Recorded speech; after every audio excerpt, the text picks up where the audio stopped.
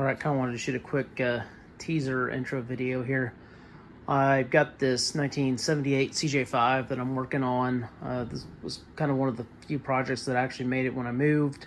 It was kind of one that was on the back burner, and now since it's my only project, it's the one that's kind of getting a little bit of time here to get worked on.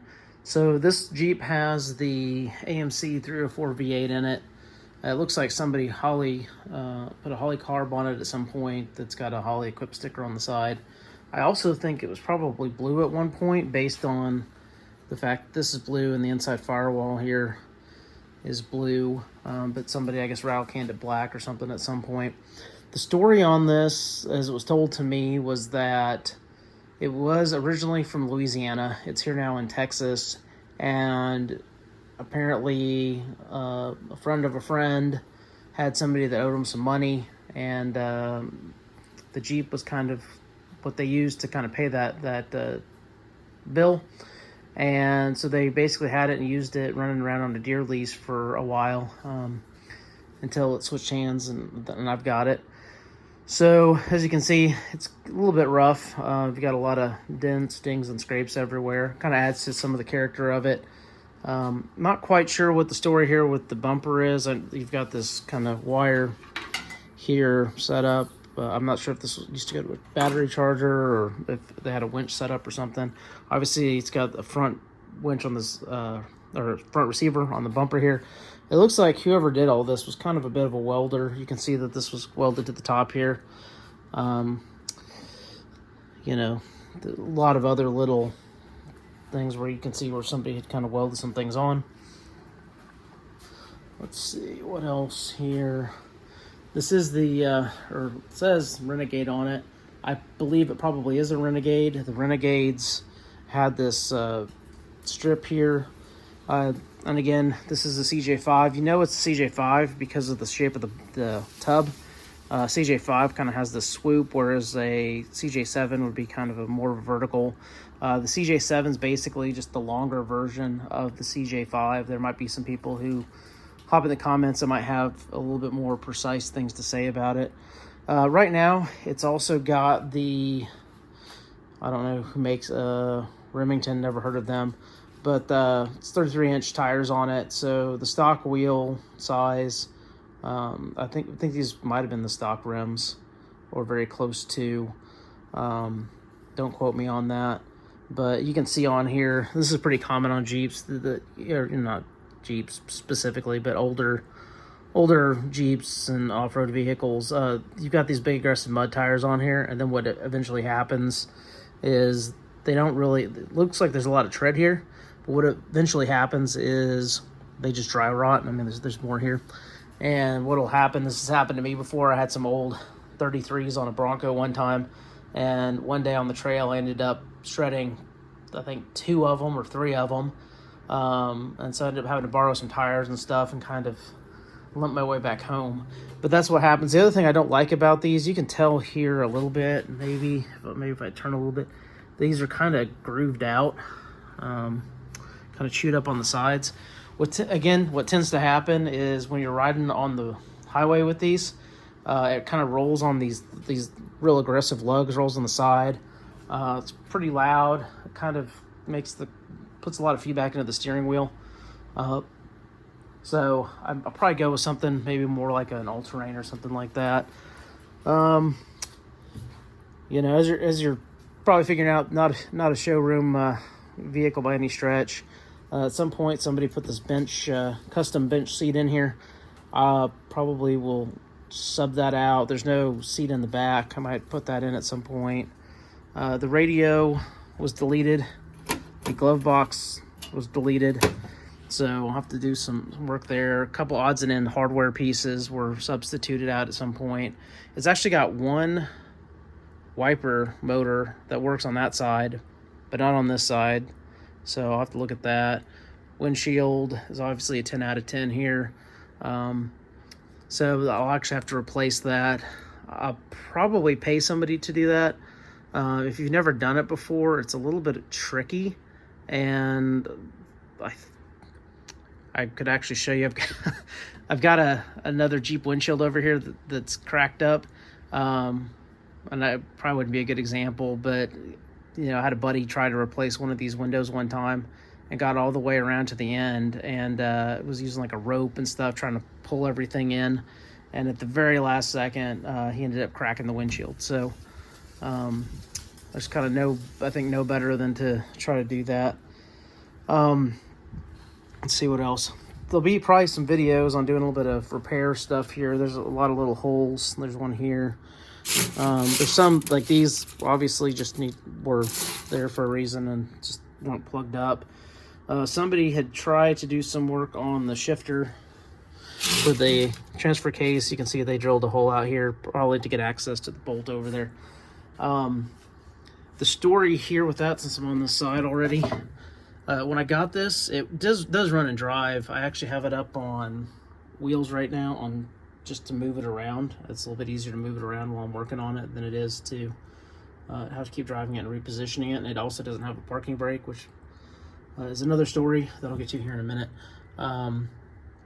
Anyways, back to what I was saying about this.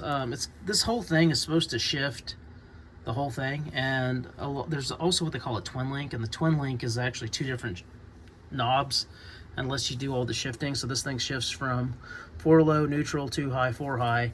But as you can see, there's a lot of sideways play and a lot of back and forth play here, and so it's not quite shifting. So I had to just take the plate off and actually shift it by hand to get it back into 2-wheel drive.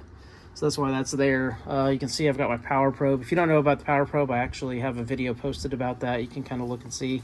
Really probably my favorite electrical tool just in terms of diagnosing things. I've used it on cars, I've used it on boats, probably anything else that you can imagine. But really what I'm looking at right now is the tail lights don't work, and so I'm trying to rewire those. I'm trying to get that all going. Let's move around to the back here a little bit. Kind of low on space here, so I apologize for all the stuff in the way, but I'm also going to have to cut part of the tub out here and fix the crack or the rusted metal. These had a couple different options. I believe you could get them just like this, or you can get them with a tailgate. I'm just going to probably end up cutting this out and then just putting a new piece of metal in, welding a new piece of metal in. There's also another piece here that's messed up. On the alligator clips, the reason that I have alligator clips on here is, one, to do that so I can actually, while I'm figuring out what is wired up to what up there, I can actually see them, and then also to make sure that I have the right connections and make sure that the wires work before I go and actually hook everything up. Bumper is also a custom job. This has been welded on, and then they put their own ball hitch on here. It's kind of weird. So it's actually got a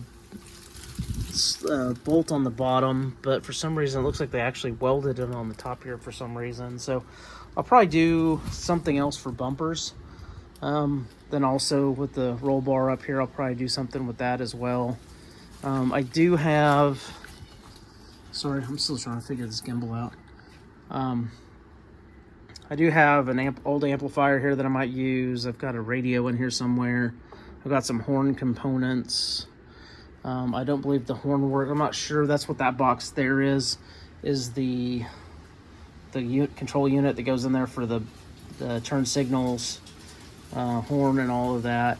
A lot of wiring here is going to have to be redone or investigated. You can just see there's a bunch of stuff laying around down here. The good thing is that these are really super easy to work on, and they do have a lot of documentation on these old CJs, so it's not necessarily hard to work on or figure out, or it's also not that long of a vehicle if I have to run new wires. Let's see what else. The last thing I could probably show you here, for some reason everything was kind of converted to these switches.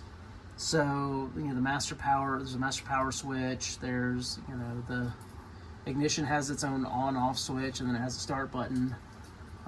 Also that's what controls all the lights. So somebody had put a little bit of time and effort into kind of wiring some of this up, but it's going to need a little bit more work. So I think that is really all there is to it. Obviously it's got the manual in it. I think that's also pretty common. Oh, I was going to talk about, so one of the things right now, the reason it's on wheels to move it around is right now it does not have the parking brake. And when I look down under there, the only connection that is there is from the pedal all the way to the back. So I have to redo that. And also the pedal looks like it's probably set right now. But I don't actually think, looking down there, that it was actually connected up. So gonna have to do a couple of those things. So this will actually be a multi-stage project. It'll be, getting things like the tail lights and stuff to work so that we're street legal. Everything so it'll pass inspection. It hasn't been registered on the road for many years now. So I'm gonna get it to the point where I can do that so that it's street legal. So that'll be the first thing. Then we'll start kind of maybe looking at some of the creature comforts here in terms of, seats. I've got a couple different ideas there. I've thought about just getting some, regular seats out of another car, grabbing them in. These are actually sitting on, it looks like these are like boat pedestals or something like that. So that it's also a fixed position. So gonna try to make it a little bit more comfortable, have adjustable seats. Probably do like 2 captains and then a rear bench or something like that. So the motor, it does have a Holley equipped sticker over here. I don't remember when I looked at it if there was a Holley under there or not. Probably could have been. So I will probably at some point move this to EFI. And the reason for that is when the carburetors get at an angle, it tends to stall out. I've seen that with other people that have had CJs, especially with this 304. They're trying to go up something and they're trying to fight the car stalling, trying to go up. Again, same thing with the tires. I don't think I'm going to go super aggressive. I don't think that this is something that I see as being a off-road rig. Probably just kind of cruise around, maybe do some overlanding, day trip type things, go to the lake or whatever. So I don't think I'm going to need as aggressive tires. I'm also not sure that I want to Detroit locker this, which is welding the spider gears together. Or